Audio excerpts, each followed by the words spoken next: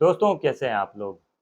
देखिए जब पति और पत्नी का विवाद होता है, तो पत्नी सबसे पहले पति का घर छोड़ देती है। घर छोड़ने के बाद में या तो वो तुरंत जाके पुलिस थाने में पति और उसके परिवार वालों के खिलाफ एफआईआर दर्ज करवाएगी या फिर कुछ साल वो बैठी रहेगी, उसके दिमाग में कुछ और चीज़ें चलेगी। उसके बाद में कोई उसको फ़ोर्स करेगा या कुछ और उसको फ़ायदा दिखेगा केस करने में, तो वो जाकर अपने पति और अपने ससुराल वालों के खिलाफ 498 ए की एफआईआर दर्ज करवाएगी। अब एफआईआर उसने दर्ज करवा दी तो ये समझिए कि पति भी उसको डिफेंड करेगा, पति भी ज़मानत करवाएगा, ट्रायल लड़ेगा और उसके बाद पता नहीं कितने समय तक वो सब मुकदमेबाज़ी चलती रहती है। खर्चे के केस भी पत्नी करती है, डोमेस्टिक वायलेंस का केस भी पत्नी के द्वारा किया जाता है और पति भी उसको बुलाने के लिए वापस सेक्शन 9 की एप्लीकेशन डाल ही देता है। तो ऐसी स्थिति में क्या होता है कि समय गुज़रता जाता है और पति और पत्नी को कुछ भी हासिल नहीं होता, खासकर पत्नी को कुछ भी हासिल नहीं होता। तो ऐसी स्थिति में जो आगे चल के जो रास्ता निकलता है वो सिर्फ़ और सिर्फ़ तलाक का रास्ता बचता है। एक पत्नी इतनी परेशान हो जाती है कि वो सोचती है कि अब मुझे तलाक ले लेना चाहिए या फिर पति जो होता है वो ये सोचता है कि जो पत्नी ने मुझे और मेरे परिवार वालों को इतना टॉर्चर किया है, इतना तंग और परेशान किया है, इतने अलग-अलग तरह के झूठे एलिगेशंस हमारे परिवार के ऊपर लगाए हैं, समाज में, परिवार में, सब जगह हमारी इतनी बदनामी कर दी है। तो ऐसी लड़की को तो अब मैं या हमारे परिवार वाले इसको एक्सेप्ट नहीं करेंगे तो किसी भी सिचुएशन में वो उनकी बात जो शुरुआत में अगर वो स्टेप ले लेते तो शायद बच जाती, उनकी बात बन जाती, उनका रिश्ता बच जाता। लेकिन इतने समय गुज़रने के बाद में, इतनी सब बदनामी झेलने के बाद में, पैसे को पानी की तरह बहाने के बाद में, अब उनका रिश्ता खटाई में पड़ जाता है ज़्यादा और उनका साथ में रहना मुश्किल होता है, तो इन द एंड उनको उनके लिए तलाक का रास्ता ही बचता है। लेकिन दोस्तों यहाँ मैं एक ऐसी चीज़ बताने वाला हूँ आपको कि अगर आपका डिस्प्यूट चल रहा है, तो ऐसी स्थिति में पति को चाहिए कि वो एक ऐसी एप्लीकेशन, एक ऐसी धारा में कोर्ट में एप्लीकेशन लगाए कि उनका तलाक भी हो जाए और उसको तलाक भी नहीं माना जाएगा। यानी कोर्ट के द्वारा उनका जुडिशियल सेपरेशन कर दिया जाएगा, न्यायिक पृथक्करण कर दिया जाएगा, जिसकी वजह से वो एक तरह से ये माना जाएगा कि अब ये कानूनी रूप से अलग हो चुके हैं। उनका तलाक भी हुआ है एक तरह से, लेकिन वो कानूनी रूप से अलग है। उसको तलाक की एप्लीकेशन नहीं कहेंगे, ना वो डाइवोर्स की पिटीशन है। डाइवोर्स की पिटीशन तो सेक्शन 13 में लगती है, लेकिन यहाँ पे मैं बात कर रहा हूँ section 10 of Hindu marriage act. दोस्तों इसी के बारे में बात करेंगे।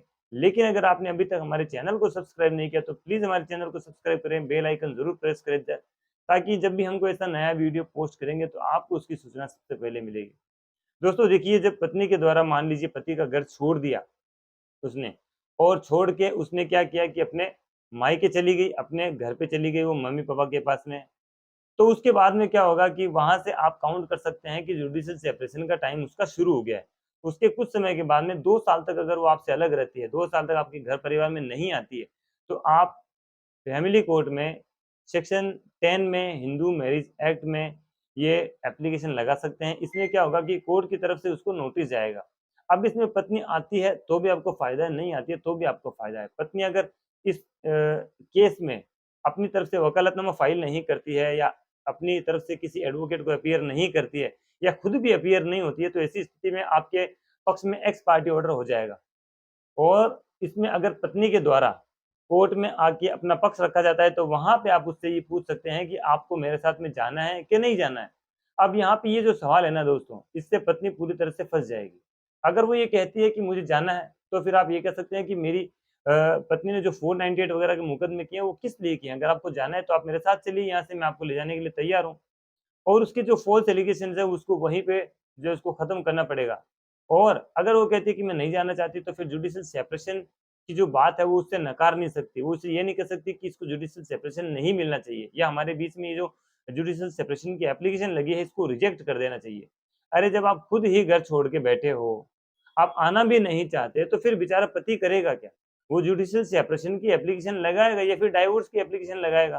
तो यहाँ पे डाइवोर्स से बेटर जुडिशियल सेपरेशन है। यहाँ पे कोर्ट के द्वारा ये आदेश दे दिया जाता है कि आप पति और पत्नी हैं, लेकिन अब आप इनके साथ में रहना ही नहीं चाहती, कोई रिश्ता रखना ही नहीं चाहती, तो क्यों इनके ऊपर आपने इस तरह के एलिगेशंस लगाए हैं? और आपने इस तरह के एलिगेशंस लगाए हैं, आप कह रहे हो कि मेरे साथ मारपीट की है, मेरे साथ में क्रूरता की है, मुझे दहेज के लिए तंग और परेशान किया है, तो ऐसी स्थिति में आप इनके साथ कैसे रहेंगे?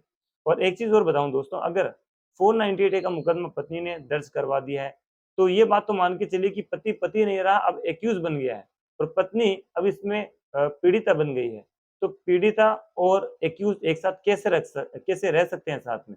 तो ये ग्राउंड भी पति के द्वारा इसमें लिया जा सकता है और उसके द्वारा जो घर छोड़ा गया पत्नी के द्वारा, उसके आधार पर भी एक टाइम के अकॉर्डिंग जुडिशियल सेपरेशन की एप्लीकेशन फैमिली कोर्ट में लगाई जा सकती है और अगर आप ये बात साबित कर देते हैं, तो जो निश्चित ही कोर्ट के द्वारा आपके पक्ष में जुडिशियल सेपरेशन की डिक्री पारित कर दी जाएगी और आप दोनों अलग रह सकते हैं।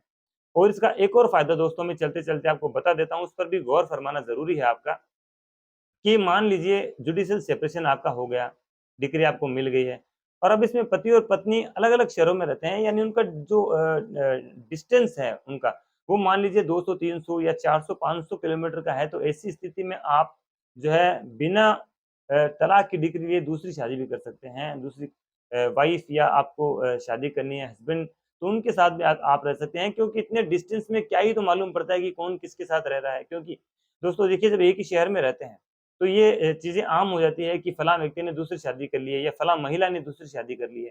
तो ये सब चीज़ें आम हो जाती है और पता चल जाती है। लेकिन अगर आप जुडिशियल डिग्री मिल चुकी है, अलग आप रह रहे हैं, डिस्टेंस आपके बीच में काफ़ी है पति-पत्नी की, तो ऐसी स्थिति में आप बिना तलाक की डिक्री लिए दूसरी शादी कर सकते हैं या फिर लिव इन में तो रह ही सकते हैं, ये ऑप्शन तो आपके लिए खुला ही है। दोस्तों बात आपको समझ में आ गई होगी, पॉज़िटिव वे में इस वीडियो को लीजिएगा, कोई नेगेटिव बात ना तो इसमें मैंने बताई है, ना आपको लेने की ज़रूरत है। इसके बावजूद भी अगर आपको कोई डाउट है तो आप हमसे वन टू वन सेशन में बात कर सकते हैं। फ़ोन नंबर मैंने आपको दिए हैं, वहाँ से आप व्हाट्सएप के ज़रिए हमसे जुड़ सकते हैं और अगर कोई सवाल आपका है तो कमेंट बॉक्स खुला है आपके लिए। दोस्तों मिलते हैं आगे ऐसी किसी इन्फॉर्मेटिव वीडियोज़ में। ख़्याल रखिए, सुरक्षित रहिए, तब तक के लिए जय हिंद।